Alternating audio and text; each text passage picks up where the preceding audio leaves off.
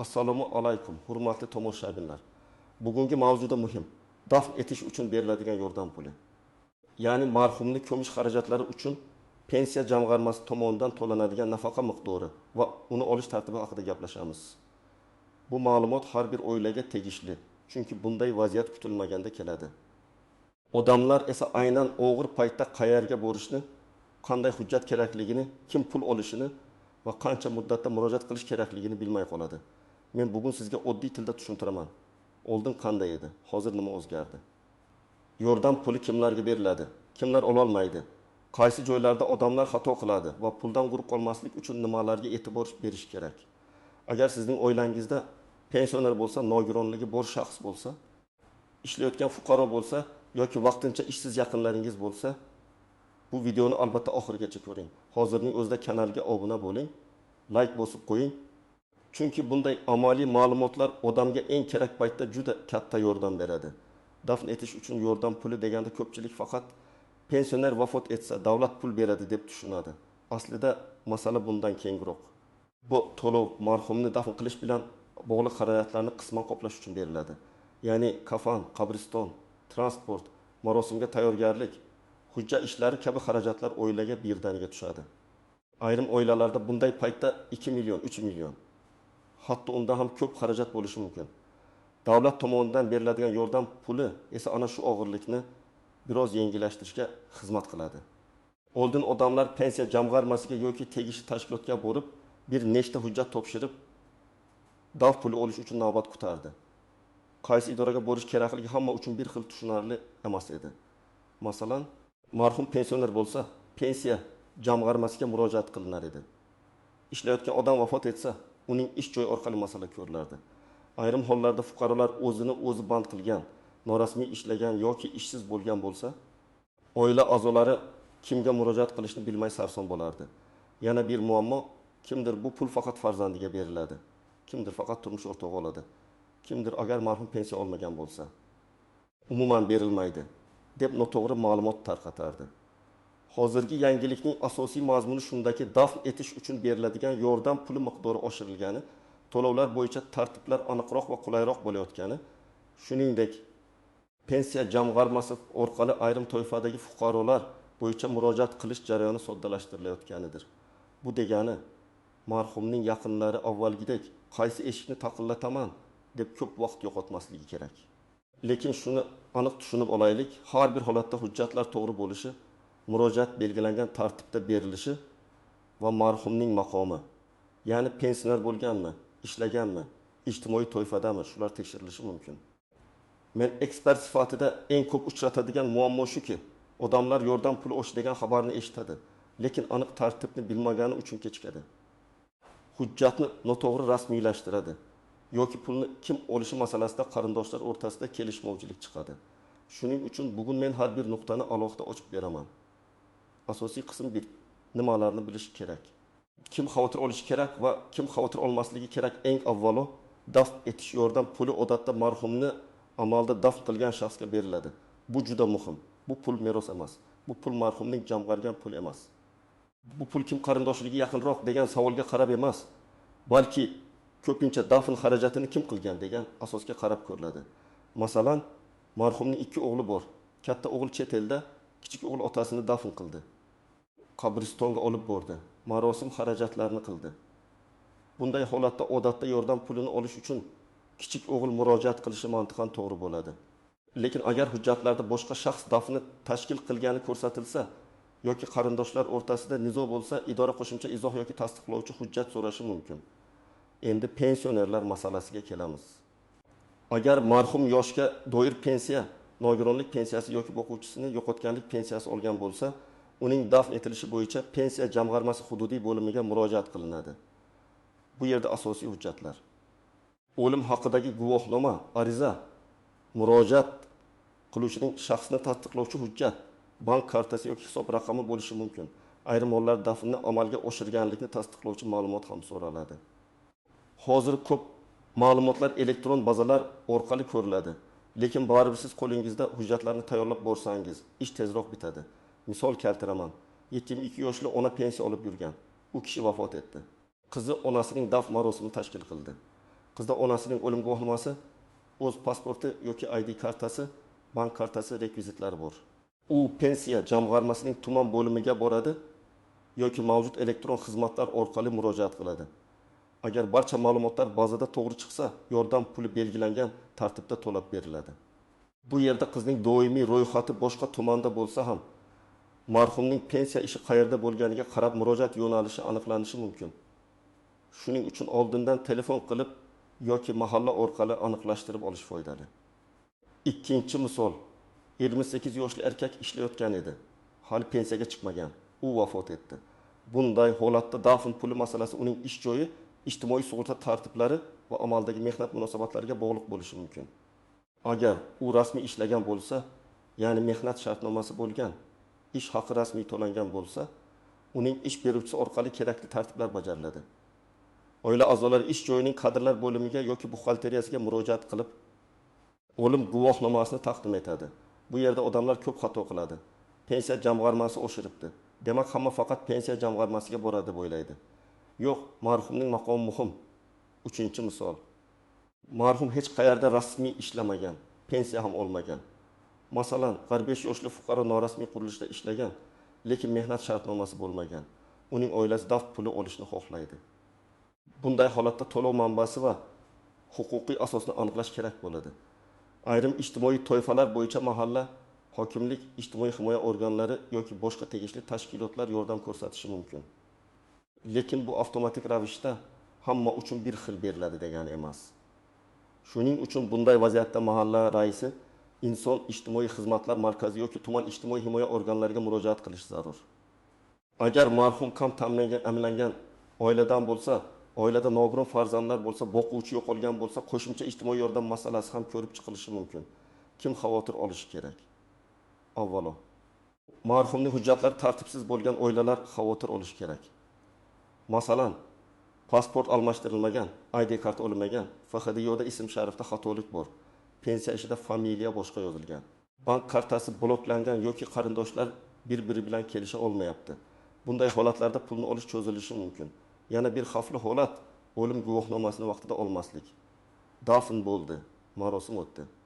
Lekin FHDYodan rasmiy o'lim guvohnomasi olinmagan bo'lsa, idora sizga yordam pulini rasmiylashtirib bera olmaydi. Kim xavotir olmasligi kerak? Agar marhum pensioner bo'lgan bo'lsa, o'lim guvohnomasi rasmiy bo'lsa. Dafni kim qilgani aniq bo'lsa, murojaat qiluvchi shaxsda pasport va bank rekvizitlari bo'lsa, odatda jarayon murakkab bo'lmaydi. Lekin men baribir xavotir olmang deganda, umuman yurmasangiz ham bo'ladi, demayapman. Har qanday to'lov ariza va rasmiy tartib talab qiladi. Siz o'z vaqtida murojaat qilsangiz, hujjatni to'g'ri topshirsangiz, ortiqcha sarson bo'lmaysiz. Endi miqdor masalasiga to'xtalaylik. Dafn etish uchun yordam puli oshirilgani haqida xabarlar chiqqanda, odamlar darhol aniq raqam izlaydi. Lekin bunday to'lovlar bazaviy hisoblash miqdori. Pensiya hisoblashning bazaviy miqdori yoki amaldagi normativ hujjatlarga bog'liq holda o'zgarishi mumkin. Shuning uchun men sizga eng to'g'ri yo'lni aytaman. Murojaat qilishdan oldin pensiya jamg'armasining rasmiy kanallari, tuman bo'limi yoki yagona interaktiv davlat xizmatlari portali orqali hozirgi aniq miqdorni tekshiring. Chunki bir hududda kimdir eski ma'lumotni aytishi, ijtimoiy tarmoqlarda esa noto'g'ri raqam aylanishi mumkin.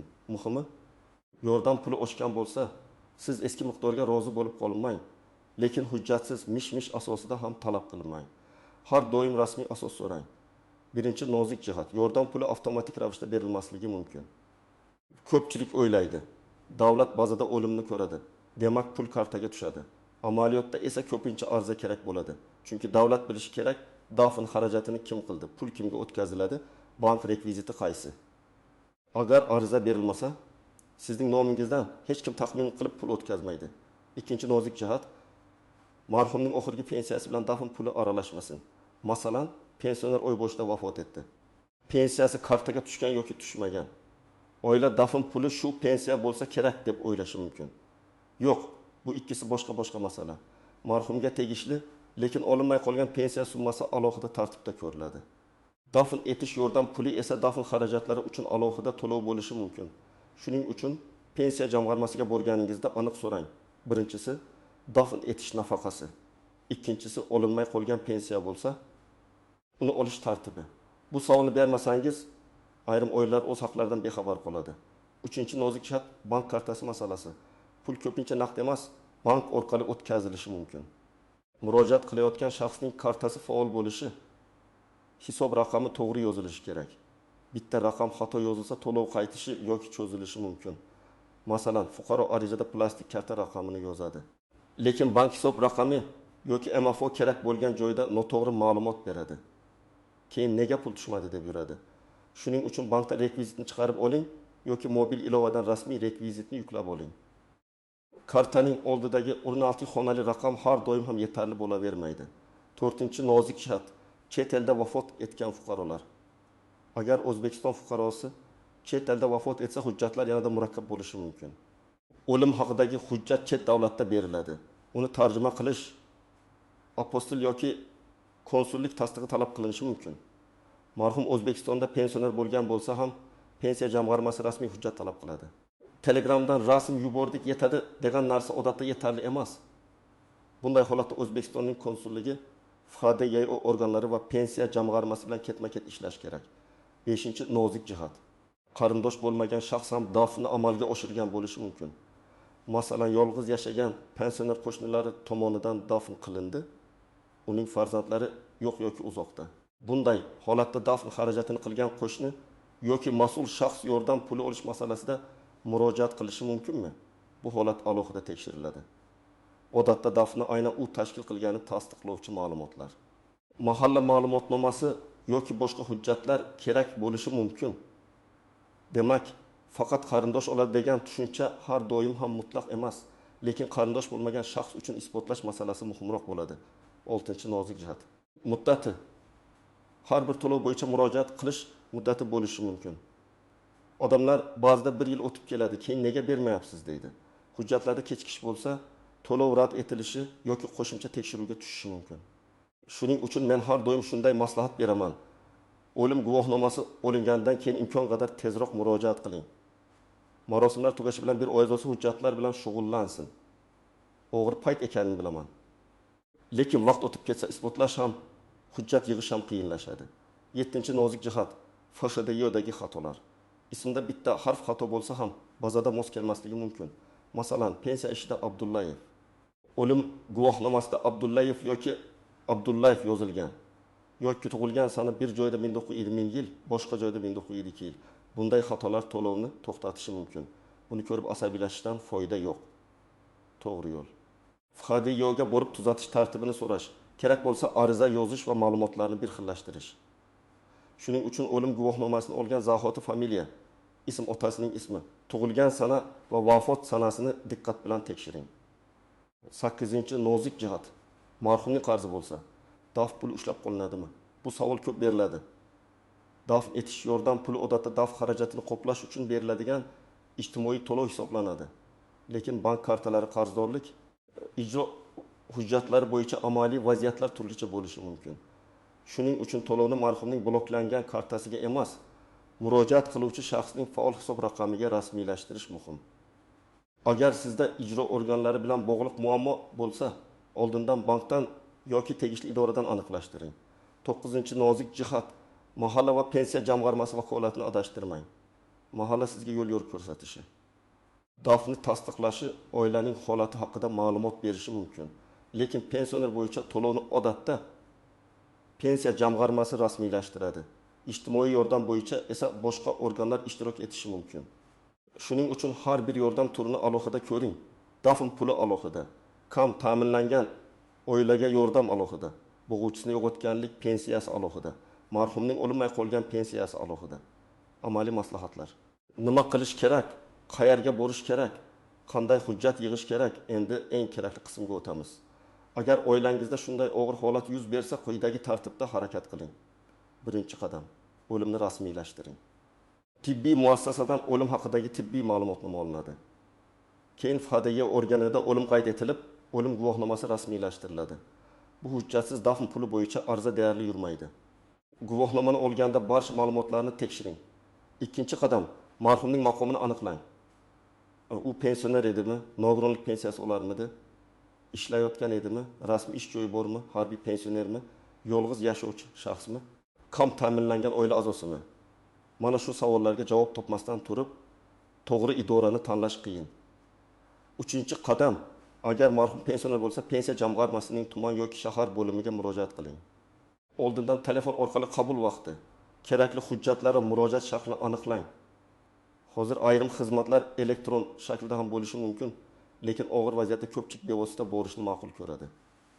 Arizada marhumni dafn etish uchun yordam puli tayinlashni so'rayman degan mazmunda yoziladi. Arizada marhumning FISH, tug'ilgan sanasi, vafot sanasi, pensiya olgan hududi, murojaat qiluvchining FISH, telefon raqami, bank rekvizitlari ko'rsatiladi. 4-qadam, hujjat papkasini tayyorlang. Odatda sizga quyidagilar kerak bo'lishi mumkin: o'lim guvohnomasi, murojaat qiluvchining ID kartasi yoki pasporti, bank rekvizitlari. Marhumning pensiya hujjatlari bo'lsa, nusxasi, qarindoshlikni tasdiqlovchi hujjat zarur bo'lsa, tug'ilganlik yoki nikoh guvohnomasi, dafni amalga oshirganlikni tasdiqlovchi mahalla ma'lumotnomasi talab qilinsa, shu ma'lumotnoma. Hamma hududda ro'yxat bir xil bo'lmasligi mumkin, chunki ma'lumotlarning bir qismi elektron bazadan olinadi, lekin hujjat qo'lingizda bo'lsa vaqt yutasiz. 5-qadam, agar marhum ishlagan bo'lsa, ish beruvchiga murojaat qiling. Kadrlar bo'limi yoki buxgalteriyaga o'lim guvohnomasi nusxasini bering. Mehnat shartnomasi bo'yicha to'lovlar, olinmay qolgan ish haqi, kompensatsiyalar, dafn puli yoki boshqa to'lovlar haqida yozma ma'lumot so'rang. Men har doim og'zaki gap bilan cheklanmaslikni maslahat beraman. Keyin aytamiz deyishsa, ariza qoldiring. Arizangiz kirim qilingani tasdiqlovchi belgi yoki raqam oling. 6-qadam, agar marhum ishsiz yoki norasmiy ishlagan bo'lsa, mahalla va ijtimoiy himoya organlariga murojaat qiling. Dafn puli bormi degan savol bilan birga oilamizning ijtimoiy ahvoli bo'yicha qanday yordam turlari bor deb ham so'rang. Chunki siz faqat dafn puli emas, balki boquvchisini yo'qotganlik pensiyasi, bolalar nafaqasi, kam ta'minlangan oilaga yordam, nogironligi bor oila a'zolari uchun qo'shimcha xizmatlar bo'yicha ham huquqqa ega bo'lishingiz mumkin. 7-qadam, hamma hujjatdan nusxa oling. O'lim guvohnomasi, ariza, bank rekviziti, topshirilgan hujjatlar ro'yxati, qabul qilgan xodimning ma'lumoti yoki elektron ariza raqami sizda saqlansin. Nega? Chunki to'lov kechiksa, siz men topshirgandim deb og'zaki aytib yurmang. Aniq ariza raqami bilan so'raysiz. Bu juda katta farq qiladi. 8-qadam, to'lov miqdorini rasmiy asosda tekshiring. Agar sizga eski miqdor aytilsa, hozirgi amaldagi miqdor qaysi normativ hujjat asosida hisoblandi deb muloyim qilish kerak emas. Xodimlar ham tartib asosida ishlaydi. Lekin siz ham o'z huquqingizni bilishingiz kerak. Agar yordam puli oshirilgan bo'lsa va sizning holatingiz shu tartibga tushsa, siz yangilangan miqdor bo'yicha ko'rib chiqilishini so'rashingiz mumkin. 9-qadam, rad javobi bo'lsa, yozma javob oling. Bu juda muhim. Ba'zida fuqaro idoraga boradi. Kimdir og'zaki sizga berilmaydi deydi. Fuqaro qaytib ketadi. Keyin haqiqatdan ham huquqi bo'lgan bo'lsa ham vaqt o'tib ketadi. Agar sizga rad etilsa, sababini yozma ravishda berishlarini so'rang. Yozma javob bo'lsa, uni yuqori tashkilotga, ishonch telefoniga yoki kerak bo'lsa sudga ko'rsatish mumkin. Og'zaki gap bilan esa o'z huquqingizni himoya qilish qiyin. 10-qadam, oilada kelishuvni oldindan qiling. Dafni kim qilgani, hujjatni kim topshirishi, pul qaysi xarajatlarni qoplashga sarflanishi bo'yicha qarindoshlar o'rtasida kelishib oling. Chunki ba'zi oilalarda yordam puli katta summa bo'lmasa ham nizo chiqadi. Bir qarindosh men olaman, boshqasi men xarajat qildim deydi. Eng to'g'ri yo'l, xarajat qilgan shaxs hujjat topshirsin, qolganlar bunga e'tiroz qilmasin. Agar xarajat bir necha kishi tomonidan qilingan bo'lsa, o'zaro kelishib bitta vakilni tanlang. Yana bir amaliy misol keltiraman. Marhum ota pensioner edi. Dam xarajatiga jami 5 million so'm ketdi. Katta o'g'il 3 million berdi, qizi 2 million berdi. Hujjat topshirishga qizi bordi. Chunki u otasi bilan yashagan va barcha hujjat unda. Agar aka singil oldindan kelishsa, muammo yo'q. Yordam puli qizining kartasiga tushadi. Keyin ular xarajatga qarab o'zaro hisoblashadi. Lekin kelishuv bo'lmasa, katta o'g'il keyin e'tiroz qilishi mumkin. Shuning uchun oilaviy kelishuv ham hujjatdek muhim. Yana bir misol, yolg'iz pensioner qo'shnisi tomonidan dafn qilindi. Qo'shni mahalladan dafnni aynan u tashkil qilgani tasdiqlovchi ma'lumot oldi. O'lim guvohnomasi rasmiylashtirildi. Pensiya jamg'armasiga ariza berdi. Bu holatda idora qo'shimcha tekshiruv qilishi mumkin. Chunki qarindosh bo'lmagan shaxs murojaat qilyapti. Agar qo'shni xarajatni tasdiqlay olsa, mahalla ham vaziyatni tasdiqlasa, masala ijobiy hal bo'lishi ehtimoli oshadi. Demak, har qanday noan'anaviy holatda hujjat va tasdiq juda muhim. Bugungi mavzudan asosiy xulosa shuki, daf etish uchun yordam puli oshirilgani oilalar uchun muhim yengillik, lekin bu pulni olish uchun tartibni bilish kerak. Marhum pensioner bo'lsa, pensiya jamg'armasiga murojaat qilinadi. Ishlayotgan bo'lsa, ish joyi orqali ham masalalar ko'riladi. Hujjatlar ichida eng muhimi o'lim guvohnomasi, murojaat qiluvchining shaxsiy hujjati va bank rekvizitlari, shuningdek dafnni kim amalga oshirgani aniq bo'lishi kerak. Men sizga yana bir bor eslataman. Yordam puli meros emas. U daf xarajatlarini qoplash uchun beriladigan to'lov. Olinmay qolgan pensiya, ish haqi, boshqa ijtimoiy yordamlar esa alohida ko'riladi. Shuning uchun idoraga borganda savollarni aniq bering, hujjatlarni nusxa qilib saqlang, rad javobi bo'lsa yozma javob talab qiling va eng muhimi rasmiy ma'lumotga tayaning. Agar sizda shunday holat bo'lgan bo'lsa, izohlarda yozing. Qaysi hududdasiz? Murojaat qilganingizda qanday hujjatlar so'rashdi? To'lov qancha muddatda tushdi? Sizning tajribangiz boshqa odamlarga juda katta yordam beradi. Video foydali bo'lgan bo'lsa, albatta like bosing, kanalga obuna bo'ling va yaqinlaringizga yuboring. Chunki bu ma'lumot bugun sizga kerak bo'lmasa ham, ertaga bir qarindoshingiz yoki qo'shningizga juda zarur bo'lib qolishi mumkin.